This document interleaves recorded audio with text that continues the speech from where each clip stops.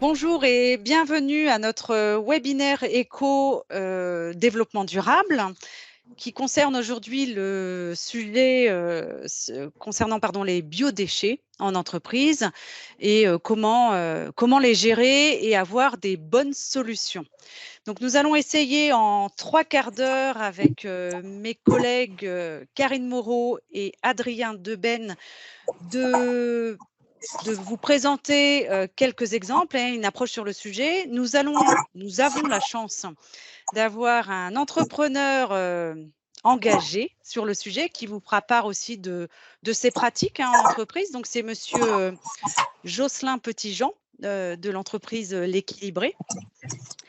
Je rappelle les quelques bonnes pratiques avant de démarrer ce webinaire, de bien vouloir couper vos micros pour les bruits parasites, couper vos caméras aussi pour que le flux soit le plus distinct possible, sachant que ce webinaire est également enregistré. Donc, seuls les intervenants doivent rester sous caméra, s'il vous plaît.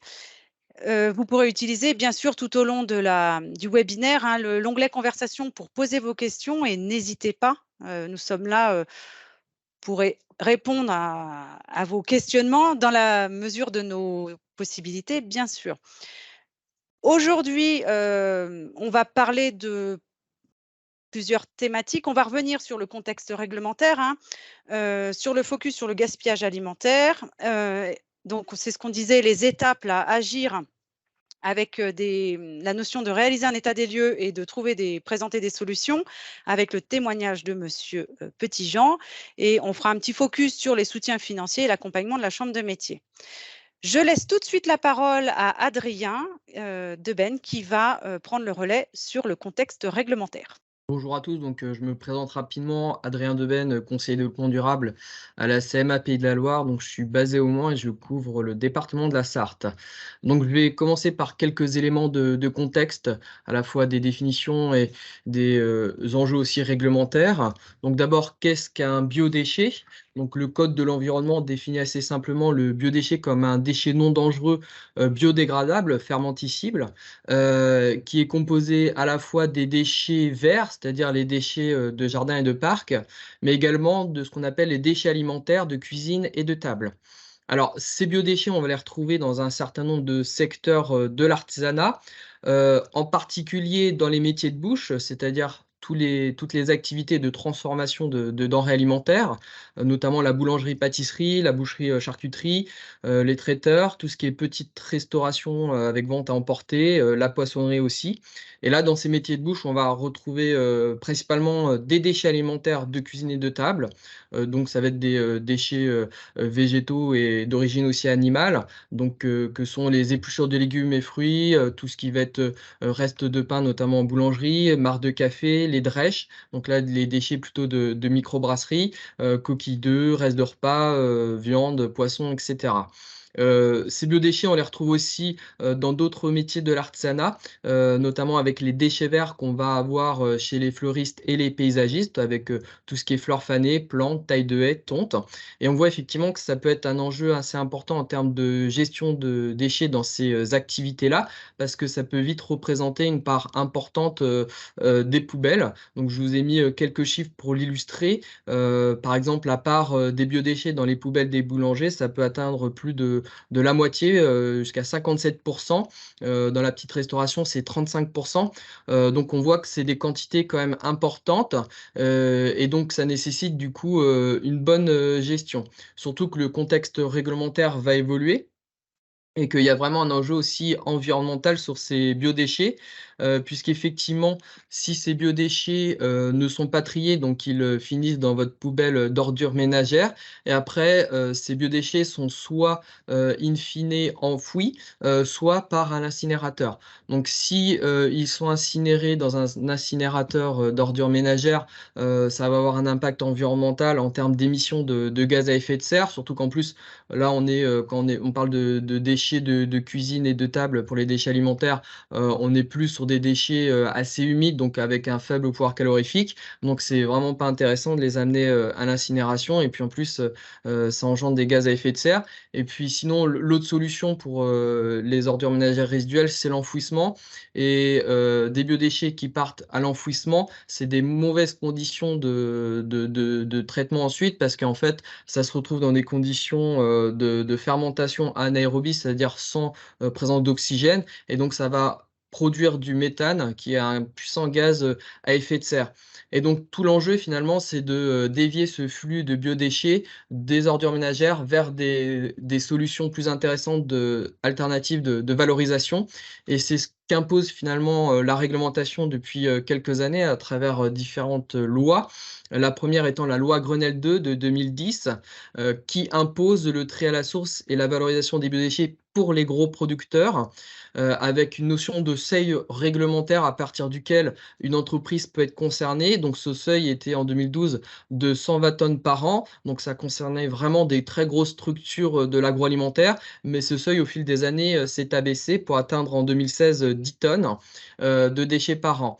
Et sachant que depuis cette année, donc 2023, le seuil a encore été abaissé à 5 tonnes de biodéchets produits par an, donc seuil à partir duquel on est obligé de trier à la source. Alors, dans les entreprises artisanales, ça concerne déjà effectivement tout ce qui est entreprise de paysagistes avec l'entretien des espaces verts, parce que là, on est sur des grosses quantités, mais les solutions sont souvent déjà mises en place, puisque les déchetteries, soit professionnelles, soit même des déchetteries de collectivités, peuvent recevoir les déchets verts. Il y a aussi des plateformes de compostage privées, ou voire même une solution sur site pour ces entreprises d'espaces verts. Mais par contre, pour les métiers de bouche, sur tout ce qui est déchets alimentaires, là, on n'est pas encore au-dessus du seuil, puisque une étude de nos homologues de la CMA Aquitaine avait plutôt évalué à une moyenne de 3 tonnes de biodéchets produits par an pour les entreprises de l'alimentaire artisanal. Donc, la plupart des entreprises artisanales de l'alimentaire ne sont pas encore concernées par ce seuil de 5 tonnes par an, sauf vraiment pour les très gros producteurs, je pense aux gros restaurants ou très grosses boulangeries. Mais c'est pas encore le cas, mais ça va bientôt l'être, puisque la loi AGEC, donc la loi anti-gaspillage pour une économie circulaire, qui a été votée en février 2020, impose la généralisation de ce tri à la source des biodéchets, à la fois pour les particuliers et les professionnels, quelle que soit du coup la quantité produite, donc dès le 1er gramme finalement, et ça à partir du 1er janvier 2024, donc c'est dans très peu de temps. D'où l'importance de commencer à anticiper cette évolution réglementaire. Sachant que je précise aussi que quand on parle de biodéchets, on inclut également les huiles alimentaires, donc qui étaient soumis à un seuil un peu différent, puisque depuis 2016, c'était uniquement les productions au-delà de 60 litres par an. Mais là, à partir de 2024, ça sera, quelle que soit la quantité produite, une obligation aussi de bien gérer ces huiles alimentaires. Sachant que la réglementation, elle est aussi sur une notion de réduction, au-delà du tri et de la valorisation, puisqu'effectivement, l'Union européenne a mis en place ce qu'on appelle une hiérarchisation du mode de traitement des déchets, avec une priorité qui doit être mise pour les entreprises sur la prévention, donc c'est-à-dire sur l'évitement du déchet. Effectivement, le meilleur déchet qu'on produit, qu'on produit, c'est celui qu'on ne produit pas finalement. Et donc là, en l'occurrence, si on prend le cas des déchets alimentaires, quand on parle de prévention des déchets, ça va être tout ce qui est lutte contre le gaspillage alimentaire. Donc, qu'est-ce que le gaspillage alimentaire? Bah, en fait, ça concerne tout ce qui va être nourriture destinée à la consommation humaine, et qui, à une étape de la chaîne alimentaire, va soit être perdu, jeté ou dégradé. Et donc là, il y a vraiment un enjeu sur le gaspillage alimentaire pour réduire après sa production de biodéchets. Donc c'est d'abord la première étape finalement sur laquelle on peut agir en tant qu'entreprise artisanale, sachant que la loi aussi française, dans le cadre de la loi AGEC, impose aussi un objectif de réduction de 50% du gaspillage alimentaire d'ici 2030 pour tous les producteurs, notamment tout ce qui est transformateur, donc aussi les métiers de bouche. Alors là, quand on travaille le gaspillage alimentaire en interne, hein, il y a plusieurs leviers d'action à différentes étapes de son process, de son activité. Ça commence bien évidemment par l'approvisionnement et la réception de vos marchandises, en contrôlant par exemple effectivement ces produits entrants, en regardant la fraîcheur, les dates limites de consommation et surtout en amont en ajustant ses achats à ses besoins. Après, ça va être aussi au niveau du stockage, avoir une bonne organisation de stockage de ses produits, à la fois au niveau de sa réserve sèche, mais aussi au niveau de ses produits frais, pour éviter de jeter à cette étape-là. Donc, ça va être aussi être vigilant aux dates limites de consommation, être vigilant aussi à ses équipements frigorifiques, en faisant par exemple des relevés de température pour faire en sorte que il n'y ait pas de soucis de préservation des produits frais, des ingrédients frais. Il y a un enjeu aussi au moment, de préparer, on va dire les plats ou les produits, donc dans le laboratoire ou en cuisine. Donc ça passe par exemple par des fiches recettes pour bien adapter les ingrédients nécessaires, pour faire tel ou tel, produit. Ça va être pourquoi pas, aussi utiliser des recettes anti-gaspi pour, valoriser certaines chutes d'ingrédients dont on n'aurait pas l'utilité dans une, recette.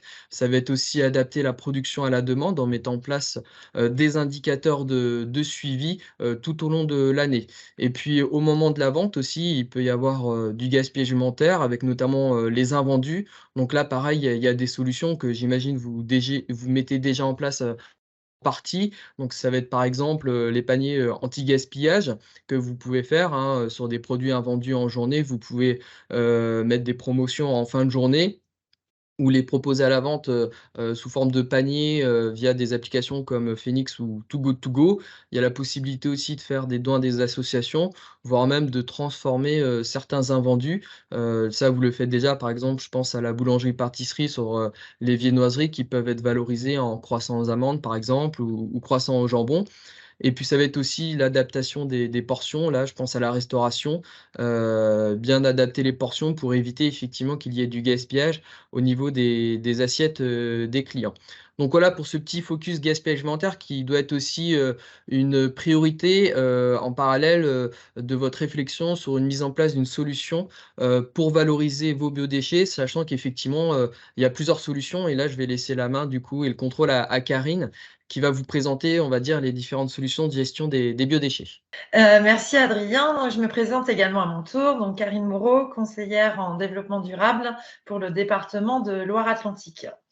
Donc, effectivement, à la suite de toutes ces actions anti-gaspillage, il reste forcément des biodéchets, des épluchures, des déchets verts, des coupes pour les fleuristes.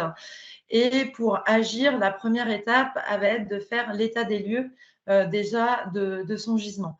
Effectivement, en fonction de son gisement et des quantités qu'on va avoir dans l'entreprise, les solutions ne vont pas être les mêmes. Donc, il est important de passer par cette phase d'état des lieux pour choisir la bonne solution et la plus adaptée du coup à l'entreprise et à l'activité. Alors, les questions à se poser dans un premier temps, déjà, quels sont mes biodéchets? Est-ce que c'est uniquement des déchets verts pour les fleuristes? Est-ce que c'est plus des fleurs de coupe? Est-ce que c'est du marc de café, des épluchures, des restes de repas? Est-ce que j'ai beaucoup d'essuie-tout, beaucoup de coquilles d'œufs? Voilà, donc ça va être très important déjà de savoir quels sont mes biodéchets pour trouver la meilleure solution derrière. Une fois que je connais mon gisement et une quantité, c'est toujours difficile en fait de savoir la quantité de produits de biodéchets. Donc, sur une semaine, ce qui peut être fait, c'est de prendre un contenant spécifique et de mettre ces biodéchets à part. Même si pour le moment, je n'ai pas encore de solution, ça me permet vraiment d'évaluer mon gisement et de savoir quelle va être la solution la plus adaptée par la suite. Troisième question à se poser, c'est où je me trouve. Effectivement, si je me trouve en centre-ville, en centre urbain, avec très peu d'espace disponible, les solutions ne vont pas être les mêmes. Et si je me trouve en campagne, avec de l'espace, un jardin disponible, donc c'est une des étapes importantes à se poser. Si on pense dans un premier temps à mettre un composteur dans son entreprise, ça va être aussi de se questionner sur les compétences en interne. Certes, d'installer un composteur, dans le principe, c'est simple, mais ça va quand même prendre beaucoup de temps pour s'en occuper, pour le retourner. Donc, est-ce qu'en interne, j'ai des personnes qui sont impliquées, qui souhaitent s'impliquer dans cette valorisation des biodéchets ou pas? Ou est-ce que ça va être moi, dirigeant, qui va prendre ce rôle-là? Donc, c'est une question qu'on ne pense pas forcément, mais qui est indispensable pour trouver la bonne solution à la valorisation de ces biodéchets. Et ensuite, deux autres questions, ça va être, si je fais un compost, qu'est-ce que j'en fais? Est-ce que, voilà, à un moment donné, je vais en retrouver un compost sur lequel je peux l'utiliser? Est-ce que j'en ai une utilisation directe? Est-ce que mes salariés ou mes apprentis peuvent être intéressés pour l'utiliser derrière? Donc, c'est une solution à se poser pour voir quelle est la mise en place que je vais faire dans mon entreprise. Et ensuite, tout va dépendre du territoire où je me trouve. Effectivement, en fonction des différentes communautés de communes ou villes où je me trouve, plusieurs solutions peuvent m'être proposées. Et les solutions qu'on va vous redire derrière ne sont pas forcément adaptées et adaptables sur tous les territoires en fonction de là où vous êtes implanté. Une fois ce diagnostic établi, donc plusieurs solutions locales pour pouvoir valoriser ces biodéchets en entreprise. Donc, la première, elle va être un compostage sur place. Donc, ça peut être un compostage en tas. Donc, simplement, comme diraient nos grands-mères, on avait tous nos grands-mères qui avaient un petit coin au fond du jardin pour mettre leurs épluchures. Donc, cela est possible aussi. Si on a de l'espace, on peut mettre en place cette solution-là. Ça peut être un composteur plus classique, comme les communautés de communes peuvent le proposer aux particuliers, donc en bois, en plastique, avec une installation du coup dans l'établissement de l'entreprise, ou plus complexe en fonction de là, avec un gisement plus important, un pavillon de compostage. Donc un pavillon de compostage va être composé de plusieurs parties, un point d'apport, un point de maturation du compostage et généralement un bac de broyat pour pouvoir alimenter ce compost. Donc là, on est sur des quantités plus importantes, mais sur un compostage, donc ça peut être sur une grande entreprise ou sur des mutualisations d'entreprises sur un projet territorial. Sur place également, qui peut être une solution, c'est la traditionnelle poule ou chèvre, qui sont aussi des bons éléments pour éliminer les biodéchets dans l'entreprise. Donc ça, c'est une des premières solutions. La deuxième solution que peut avoir, c'est ma collectivité s'engage, parce que donc l'obligation s'applique à tous les professionnels à partir du 1er janvier 2025, mais également aux communautés de communes pour valoriser les biodéchets des particuliers. Donc actuellement, toutes les communautés de communes sont en réflexion pour voir comment ils vont aborder cette nouvelle réglementation qui arrive. Donc, des expérimentations sont déjà faites dans certaines agglomérations, notamment, par exemple, sur La Roche-sur-Yon, où des bacs sont distribués pour le moment uniquement aux professionnels pour faire des tests de valorisation. Ou sur Nantes Métropole, on a l'organisme WeValo, qui est en partenariat avec Nantes Métropole, pour valoriser les biodéchets en points d'apport volontaire. Donc, les points d'apport volontaires peuvent se trouver dans la ville pour les particuliers ou chez les commerçants ou qui peuvent traiter leurs biodéchets directement au commerce ou proposer à leurs clients d'apporter les biodéchets sur place. Donc ça, c'est vraiment une réflexion qui est en cours en ce moment. N'hésitez pas à aller voir vos services économiques des communautés de communes qui peuvent vous renseigner sur ces questions-là. On n'a pas pu tous les mettre, évidemment, mais notamment sur la Loire-Atlantique, Pornicaglo est en réflexion et en train de questionner les professionnels du territoire pour voir leur mise en place. Karine, juste pour te faire respirer 2 secondes. On a 2 petites questions, donc ça va permettre aussi de redonner une dynamique. J'ai la question sur, les pâtisseries type entremets ne peuvent pas être intégrées dans le composteur? Ça, c'est une question. Alors, tout dépend de la solution de compostage.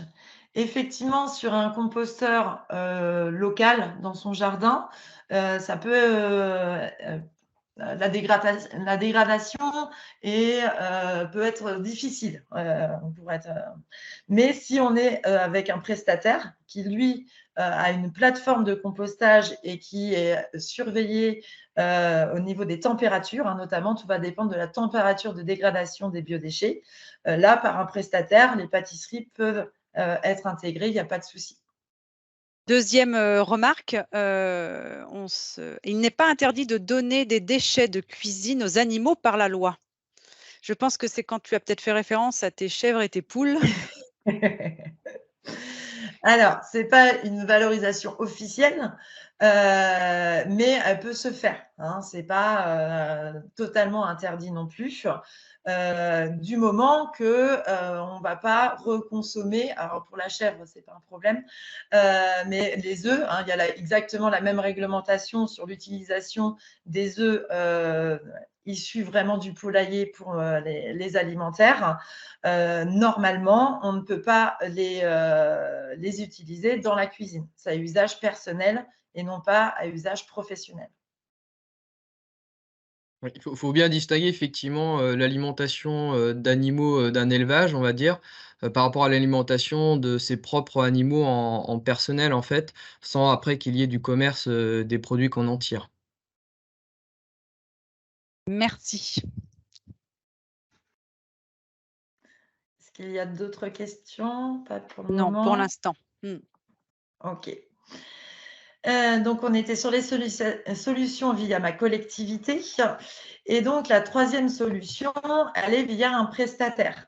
Donc là, c'est comme on a les bacs jaunes ou les bacs bleus, on fait évacuer ces déchets. Donc, sur la région, il y a de plus en plus d'expérimentations qui sont menées, d'associations, de structures qui proposent cette collecte de biodéchets adaptée au gisement des artisans. Donc là, je vous ai fait un petit résumé sur les différents départements. Donc, c'est développé suivant là où on se trouve donc, comme je vous le disais tout à l'heure, n'hésitez pas à vous renseigner auprès de vos communautés communes ou auprès des chambres de métiers qui sont au courant des expérimentations menées. Donc, sur la Loire-Atlantique, on a environ une dizaine de prestataires qui se répartissent l'ensemble du territoire, sachant que c'est quand même plus concentré sur Nantes Métropole, Clisson qui est en train de se mettre en place et la côte un petit peu moins. Sur la côte atlantique, c'est en développement. Il peut y avoir aussi des projets locaux. Je pense notamment à Blain, où la Chambre de métier avec les partenaires ont mis en place une collecte de biodéchets à vélo avec un pavillon de compostage sur place. Donc, il peut y avoir aussi des initiatives très locales qui se mettent en place. N'hésitez pas à rester informés. En Mayenne, c'est en développement, notamment avec le conseil départemental qui est en train de faire un état des lieux des solutions envisagées et pouvant être proposées d'ici la fin de l'année. Et une association s'est montée plus sur les alentours de Craon, de Cron. Excusez-moi pour la prononciation de la Mayenne. Mais qui... Merci. Mais qui est en développement. Sur la Sarthe, c'est plus des initiatives autour du Mans qui se développent, mais qui devraient avoir tendance aussi à se développer. Adrien, je te laisse compléter sur ce point-là. Oui, effectivement, oui, sur le Mans, il y a deux projets qui sont en cours, qui sont tout jeunes. Il y a, Artvina, qui est déjà effectif, donc c'est un entrepreneur qui a sa propre plateforme de compostage, sur le Mans, et puis Compost LM, pareil, qui a aussi une autre plateforme où elle peut composter les déchets des professionnels. Et sachant que du coup, dans les commentaires, il y a aussi en Mayenne Alternatrice 53. Donc voilà, un participant au webinaire a pu compléter effectivement pour le département 53. Et donc Alternatrice 53 apparemment offre un service de collecte depuis 2020 et eux, ils ont bien aussi l'agrément pour traiter justement les sous-produits d'animaux de catégorie 3. On le rajoutera du coup sur le webinaire. Merci de l'information. Sur le Maine-et-Loire, plusieurs associations aussi sont présentes et se développent. Et sur la Vendée, quelques initiatives aussi, notamment avec Trivalis, donc qui est le syndicat de déchets du département, qui est actuellement en expérimentation sur l'île de Noirmoutier. Donc, au fur et à mesure du temps et des mois à venir, on aura de plus en plus de prestataires qui vont se développer et qui seront adaptés du coup à l'artisanat. Je vais revenir sur les questions, Karine, parce que là, ça y est, ça fuse, hein. Alors, déjà, il y avait une question, ces prestataires sont-ils payants pour le traitement? Oui, c'est une prestation de collecte de déchets. Donc, oui, c'est un contrat payant. Généralement, pour l'ensemble des prestataires, il y a toujours une période d'essai, entre guillemets, pour évaluer le gisement. C'est toujours compliqué de partir sur un contrat au départ. Donc, il y a souvent 1 ou 2 mois pour évaluer le gisement et mettre en place le contrat et la collecte régulière. Les déchets issus de produits bio sont-ils triés et valorisés en mélange avec les déchets non bio ou y a-t-il 2 filières distinctes? Adrien? Alors moi, à ma connaissance, il n'y a pas 2 filières distinctes. Ça paraît compliqué pour un prestataire de cibler des clients bio ou non bio. Donc pour moi, j'ai pas forcément une réponse précise à cette question, mais j'ai pas connaissance de filières spécifiques pour valoriser des biodéchets issus de produits bio. Je pense qu'en compostage sur place, vraiment à l'entreprise, on peut éventuellement distinguer si on veut le réutiliser dans son potager. Mais au niveau des prestataires, il n'y a pas de filière distincte entre le bio ou le non bio. Et autre question, en compostage sur place, quelles sont les obligations réglementaires, hein, pour un restaurateur? Doit-il se former en tant que maître composteur? Alors, il est toujours mieux de maîtriser effectivement l'entretien du compost. De là à être maître composteur, non, ce n'est pas une obligation. Par contre, effectivement, il y a des règles à suivre. Pour avoir un bon compost, il faut apporter de la matière humide et de la matière sèche. Donc, il faut bien alimenter de différentes manières. Et oui, il y a des recommandations qui sont à faire, notamment pour éviter les nuisibles. Il est souvent conseillé de mettre du grillage à poules ou voilà, un grillage fin pour éviter que des nuisibles puissent arriver dans le composteur, mais laisser passer tous les petits vers qui seront nécessaires à la décomposition. En tant que tel, il n'y a pas d'obligation réglementaire, mais il y a des règles à suivre pour éviter tout nuisible, notamment pendant la saison estivale et des fortes chaleurs, pour entretenir son composteur. Et peut-être juste pour compléter au niveau réglementation, effectivement, quand on parle de compostage sur site, qu'on peut distinguer effectivement des collecteurs qui, eux, généralement, vont avoir des obligations réglementaires au niveau de leur compost, parce qu'il va devoir être normé, et puis ils doivent avoir un agrément, justement, parce qu'ils doivent traiter des déchets issus de sous-produits animaux. Donc, il faut savoir que pour pouvoir faire du compost sans l'agrément, il ne faut pas dépasser un seuil qui est de 1 tonne de biodéchets compostés par semaine, soit 52 tonnes par an.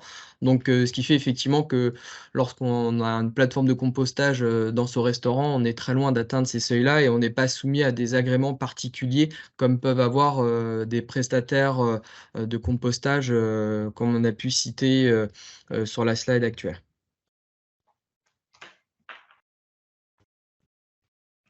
C'est bon, Karine, tu peux reprendre. Je reprends. Oui, et je suis quand même maître du temps. Il nous reste Ouais, un petit quart d'heure. ouais. Mais Mm. on y est, c'est bon. Donc là, c'était les prestataires. Donc on vous enverra la présentation pour que vous ayez l'ensemble des informations, sachant que donc, ces prestataires sont les plus adaptés à l'artisanat.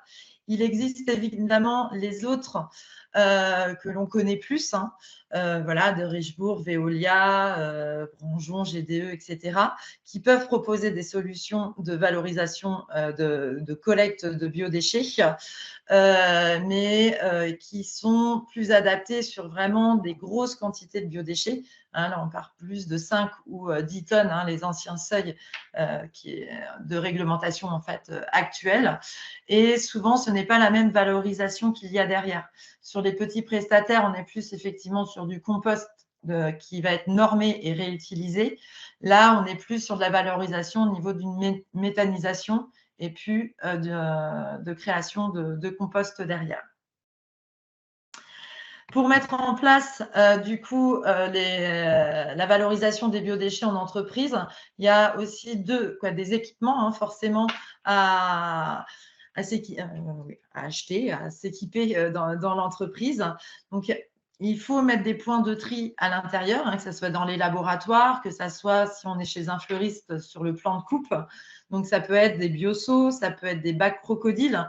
Donc, on les appelle comme ça parce qu'ils sont bien fermés et hermétiquement comme une mâchoire de crocodile, ou ça peut être aussi des seaux de réutilisation. Hein. On a tous des seaux dans les entreprises, notamment alimentaires, hein, que ça soit de fruits secs, de copeaux de chocolat ou autres, qui peuvent servir de point en laboratoire dans l'entreprise.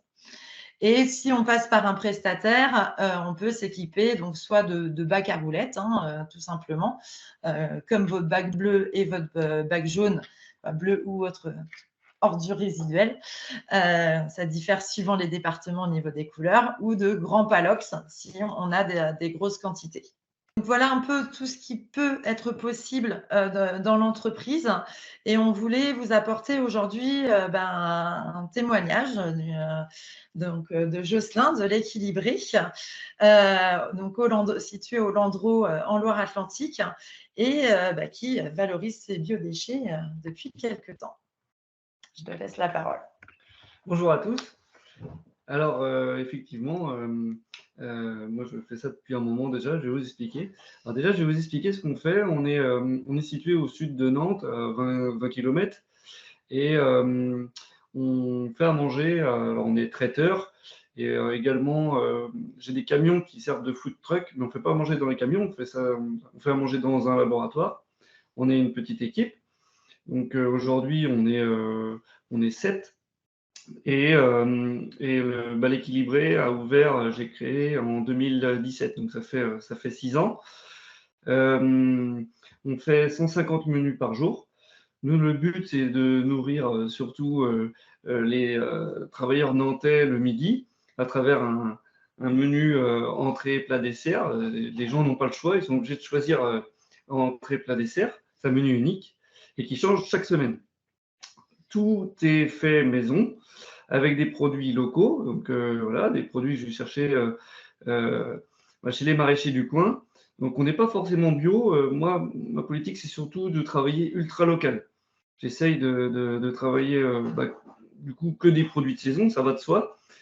Et il faut le dire que avec le Covid, on a eu le temps un peu de réfléchir et de mettre en place des choses qu'on n'avait pas le temps de faire avant. Ça, c'est un point important parce que c'est vrai que le temps passe et l'obligation, c'est pour la fin de l'année. Mais je vois par rapport à notre métier de restaurateur, je ne suis pas le seul à courir. Et du coup, pour mettre en place tout un système au sein de son entreprise, c'est pas évident et ça, je l'admets. Mais voilà, grâce au Covid, j'ai pu prendre le temps de faire les choses. Donc, déjà, effectivement, c'était de former l'équipe un petit peu à ça, leur faire comprendre l'importance de trier tous les déchets. C'est-à-dire qu'effectivement, on a des seaux aussi, on fait ça, c'est pas un petit local, mais c'est devant le labo. J'ai réservé un endroit et on trie absolument tous les déchets. C'est-à-dire qu'on va mettre les pots d'agrumes ensemble, on va mettre les déchets verts ensemble, on va mettre les déchets, les épluchures, tout ce qui est carottes, les épluchures de pommes, on va les mettre également à part. Je vais vous expliquer pourquoi après. Et on va mettre tout ce qui est pépins, les poivrons, les fraises. Ça, on va les mettre également. Donc ça fait, on va dire, 5-6 seaux permanents, avec un autre seau avec les coquilles d'œufs, un autre seau avec les épluchures d'oignons. Et en fait, chez moi, on a la chance d'avoir du jardin. Donc j'avais acheté un petit bout de jardin et j'en ai fait avec le Covid, du coup, un potager. Donc j'ai une serre où je produis tous mes aromates pour l'année. Et également, je fais les tomates, les courgettes pour toute la saison, enfin une grosse partie de la saison l'été, quoi. Et donc, du coup, je me suis dit que c'était important d'avoir un compost. Mais le compost, si on met tout bêtement dans un tas, ça ne marche pas. Et surtout si on ne s'en occupe pas. Et du coup, voilà, grâce à Karine, et puis on en a parlé, j'ai appris, franchement, je ne savais pas faire avant, mais j'ai lu des articles et puis je me suis renseigné, j'ai acheté des revues là-dessus. Et j'ai vite compris. Et le résultat aujourd'hui, au bout de 3 ans, il est vraiment, c'est top. Parce je pense qu'on a plus d'une tonne de biodéchets, largement même. Parce qu'avec 150 repas par jour, ça en fait des petits seaux à vider le soir. Et moi, j'ai séparé, c'est-à-dire que j'ai une chèvre, on en parlait tout à l'heure. Donc, j'ai une petite biquette, je lui fais un enclos. C'est assez sympa parce que les salariés aiment bien. Elle a son petit nom, tout le monde vient la voir. C'est assez rigolo. Et puis, elle mange toutes les épluchures de carottes, de pommes. Elle mange le pain dur. Et ça, c'est important parce que voilà, je récupère du pain du boulanger qui me fait le pain pour moi. Donc, tout son pain dur, je le récupère. Et j'ai également des poules. Voilà. Donc, on a 5-6 poules régulières. Les œufs, je ne les utilise pas pour le labo, on n'a pas le droit. Mais par contre, chaque salarié peut repartir avec sa petite boîte d'œufs chaque semaine. Donc, c'est pareil. Ça, au début, il ne voyait pas forcément l'intérêt de faire ça. Mais aujourd'hui, il le voit parce que voilà, il y a des choses qui sont mises en place également et qui permettent de leur faire plaisir et de les intégrer un peu plus dans le projet. Donc, les poules, on ne les mange pas. Moi, je ne suis pas comme ça. Voilà, quand ils sont trop vieilles, ils meurent et puis on les remplace par d'autres. Mais ça, c'est toute la partie, on va dire, ce que j'ai pas besoin de mettre au compost. Ensuite, j'ai un autre compost qui est derrière un gros sapin en plein nord. C'est volontaire. C'est-à-dire que c'est un compost fermé qui m'avait été donné par la mairie et qu'on a tous, c'est les composts d'herbe. Et là-dedans, je mets tous les agrumes, les pots, parce que ça, c'est pas terrible pour le sol. Donc, je préfère que ça se composte tout seul et que ça pourrisse tranquillement. Et là-dedans, je viens rajouter un peu de poireau de temps en temps, ce qui permet vraiment de se décomposer tranquillement sans impacter le sol. Et vu que c'est fermé, ça attire pas non plus les rongeurs. Et après, à côté de ça, j'ai un autre compost qui est là bien plus intéressant. C'est que lui, on vient mettre tout le reste de seaux que j'ai. Donc, j'ai parlé d'oignons, de coquilles d'œufs. Et par contre, je prends le soin de le mélanger régulièrement, mais aussi de faire des couches. Comme on peut le lire très facilement dans toutes les revues, il faut faire des couches. Donc, quand je tombe ma pelouse, je mets une couche de tonte de pelouse. Quand je vais couper de l'herbe un peu haute, j'en mets une couche. Après, je remets tout un tas de pots de poivrons. Et puis, voilà, ça vient et ça se décompose. Et je le mélange. Et après, je le récupère pour en fait, toute la saison. On va dire que ça fermente, ça vit là-dedans. Ouais, voilà. Et puis après, je viens le mettre dans la serre. Et puis, je mélange ça à ma terre. Et c'est reparti pour un tour. Donc, voilà l'expérience que j'en ai aujourd'hui. Ça prend du temps, mais on va dire que c'est pas toujours simple de le faire parce qu'on court un peu dans tous les sens, mais c'est essentiel. Et aujourd'hui, on arrive à en parler avec d'autres restaurateurs. Et certains restaurateurs me donnent un peu de produits parce qu'ils n'ont pas de la solution, mais ils essayent d'en trouver. Et c'est ça qui est bien, c'est que je pense qu'au fur et à mesure du temps, on va réussir à convaincre de plus en plus de personnes. Voilà. Du coup, le composteur ici ne sert pas uniquement à l'activité, mais sert aussi à la boulangerie d'à côté et à certains restaurateurs pour une solution et une mutualisation du coût de valorisation des biodéchets. Je ne sais pas si vous avez des questions en particulier pour Jocelyn. Alors, moi, je vais avoir juste une petite question subsidiaire, hein. Vous avez combien de poules et 10. 10? D'accord. 6, pardon. Et du coup, ouais, juste la petite question subsidiaire, du coup, vous avez mis un planning là auprès de vos salariés pour le nettoyage du poulailler ou c'est que vous... Non, ça paraît anecdotique, mais Oui, tout à fait. Alors, faut savoir que le poulailler, bon, au début, c'était un peu chaotique parce que les salariés n'écoutaient pas forcément ce que je leur disais. C'est-à-dire que j'ai dû quand même écrire et puis faire des petits écriteaux dessus surtout au niveau de là où on prépare les légumes, voilà, pour répéter et redire ça va dans tel endroit, ça va dans tel endroit. Parce que si on donne des choses que les poules ne mangent pas, et ben, ça va faire effectivement beaucoup de déchets et ça sent mauvais, surtout l'hiver. On patauge là-dedans et c'est vraiment pas agréable d'avoir un poulailler à ce moment-là.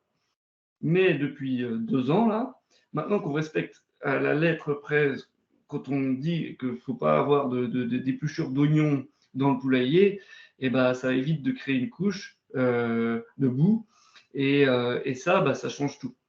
Il n'y a que la déjection des poules qui est là, mais ça représente, moi je le nettoie une fois par an, mais c'est très rare, quoi. Je m'en sers, je le remets en fait sur mon compost en fin de saison juste avant de l'utiliser. C'est-à-dire que ça me permet de mélanger tout ça à mon compost avant de le mettre dans la terre. C'est seul moment. Mais vraiment, pour 6 poules, c'est 2 brouettes, quoi. C'est vraiment, c'est tout petit.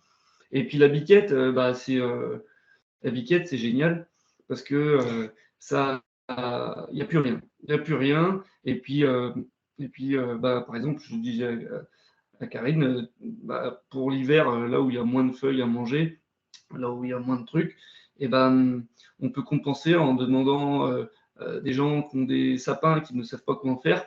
La biquette, elle adore, elle en raffole. Donc voilà, on a toujours des solutions pour faire vivre ces petites bêtes. Je pense pas que ce soit nécessaire que tout le monde en ait une, parce qu'après, ça, voilà, le plus important pour moi, c'est de se renseigner qui en a, et puis de ne pas hésiter à aller voir les propriétaires de ces animaux-là et leur proposer justement, quand on est restaurateur, on peut très bien dire à un des voisins qui habite un peu plus en campagne, soit de venir chercher les produits, ou soit de les amener 1 ou 2 fois par semaine, quoi. Mais déjà, c'est super, on a des super bons œufs, pour les poules, c'est bien jaune, c'est comme on aime. Donc voilà, c'est des petites choses qui sont simples à faire, mais il faut les mettre en place, il faut avoir le temps de le faire, il faut prendre le temps. en tout cas, c'est un très beau process, assez plutôt très complet, hein. Il y a quand même la fameuse question là, toujours de est-ce que vous mettez l'essuie-tout? Le fameux sopalin, pour pas citer son nom, mais Ouais.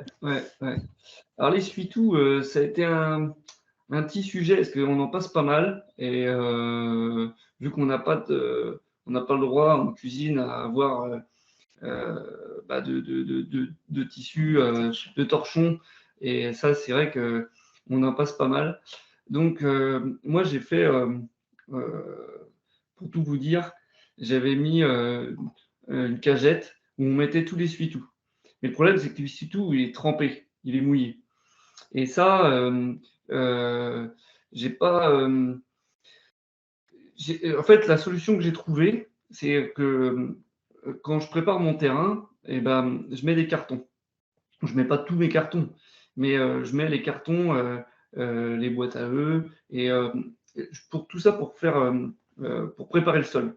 Donc, il ne faut pas en mettre de trop. Mais le carton, il permet de se désagréger un peu. Et je mets de l'essuie-tout par-dessus. Parce que l'essuie-tout, il a gardé toute l'humidité. Et d'avoir de l'humidité dans le sol, ça m'évite de l'arroser, le sol. Et du coup, ça permet de faire vivre. Après, je vous avoue que j'ai trouvé qu'il y avait pas forcément, ça se désagrégeait pas forcément bien. Donc, on va dire que quand il y en a beaucoup, ça part à la poubelle. Mais nous, après, la poubelle noire, je m'oblige, et ça, c'est vraiment, c'est ce qu'on a aujourd'hui. On a 100 litres par mois de poubelle noire. Donc, avec l'essuie-tout dedans. Donc, ça ne représente pas grand-chose, en fait. S'il est bien, enfin, voilà, c'est vraiment, on fait qu'une fois et encore. Ça, Ouais. voilà, je ne peux pas faire mieux après. Au bout d'un moment, on arrive au bout. Ouais.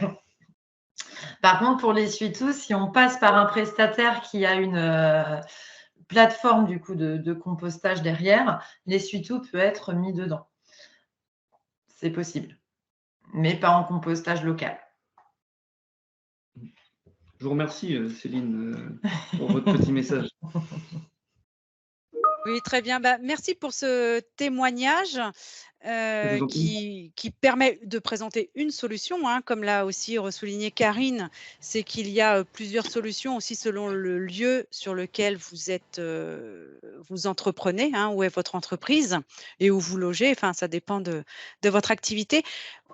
On va conclure avec Adrien sur cette partie des biodéchets et des accompagnements de la Chambre de métier, mais là de façon très synthétique, hein, pour rester un petit peu dans les temps. On a un peu débordé, mais le témoignage était très complet. Encore merci. Oui, merci pour ce témoignage et je vais conclure rapidement avec quelques éléments d'information sur les aides possibles concernant les biodéchets. Donc, dans le cadre du dispositif Tremplin, qui est un dispositif mis en place du coup par l'ADEME, donc l'Agence de l'environnement et de la maîtrise de l'énergie, vous avez la possibilité d'avoir des subventions sur des investissements liés à la préparation et la valorisation des biodéchets. Donc, ça peut être l'achat effectivement d'équipements comme des bioseaux, mais aussi pour de la cinétique et de la formation. Ça peut être aussi pour l'achat d'un composteur ou d'un pavillon de compostage et aussi pour tout ce qui est espace vert, l'achat de broyeurs à végétaux. Alors, je vous invite à nous contacter, à contacter les conseillers développement durable de votre chambre pour faire un point si vous avez ce genre d'investissement, pour connaître votre éligibilité parce qu'il y a certains critères à respecter, notamment un seuil minimum de subvention qui est fixé à 5 000 €. C'est-à-dire qu'il vous faut un montant d'investissement total sur le dossier tremplin de 6 250 €. Donc voilà, n'hésitez pas à nous contacter pour ces aides de tremplin. Et puis après, plus globalement, vous avez aussi d'autres aides qui peuvent exister sur la transition écologique et puis plus globalement sur le développement de votre entreprise. Donc là, pareil, n'hésitez pas à contacter votre chambre. Vous pouvez avoir des aides régionales via Pays de la Loire Commerce Artisanat, donc là qui va concerner uniquement certaines communes en milieu rural. Et c'est des aides qui peuvent porter sur de la modernisation d'équipements de machines ou sur de la réfection de vitrines. Il y a aussi en ce moment le crédit d'impôt à la rénovation énergétique qui va courir jusqu'à la fin 2024. Donc pour tout ce qui est TPE, PME du tertiaire qui mènent des travaux de rénovation énergétique dans leurs locaux. Et puis aussi, il faut toujours penser aux aides de la CARSAT pour des investissements en lien avec la sécurité au travail. Donc là, pareil, ça peut être sur des achats particuliers d'équipements en lien avec ce sujet-là. Donc n'hésitez pas à nous contacter sur ces sujets-là. Et puis on peut vous accompagner aussi sur votre transition écologique à travers le diagnostic performant environnement qui permet de faire un point complet sur les sujets environnementaux dans votre activité, que ce soit la gestion de vos déchets, la consommation d'énergie, mais aussi la mobilité. Ça permet de cibler vos enjeux, vos besoins et de cibler des axes d'amélioration au sein de votre activité. Et ça peut déboucher sur d'autres prestations du pôle développement durable, comme l'opération Écodéfi, qui est une marque de valorisation de vos pratiques et qui vous engage dans une démarche d'amélioration continue sur le sujet de la transition écologique et qui permet aussi de le faire connaître auprès de votre clientèle et de vos partenaires, donc via ce label, cette marque Écodéfi. Voilà, bah, j'en terminerai là et puis, le PowerPoint vous sera envoyé et donc là, vous avez sur cette slide, l'ensemble des coordonnées, des conseillers développement durable, de la CMA Pays de la Loire. Donc n'hésitez pas à nous contacter à la fois pour, le diagnostic, Performa ou éco-défi si vous êtes intéressé, puis éventuellement si vous avez des aides, financières, dont vous souhaitez bénéficier. En espérant avoir fait le tour, du sujet, sachant que c'était une approche, hein. On n'est pas rentré dans tous les détails, de la gestion des biodéchets, mais c'était au moins pour refaire un point avec vous et préparer l'avenir. En tout cas, n'hésitez pas à nous solliciter. Nous sommes, tous présents sur le territoire, donc voilà, n'hésitez pas à nous contacter.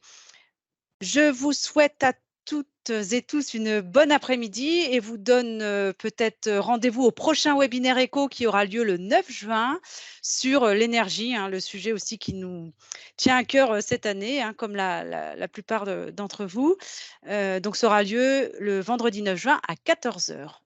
Bon après-midi et à bientôt. CMA, artisan de la nouvelle économie.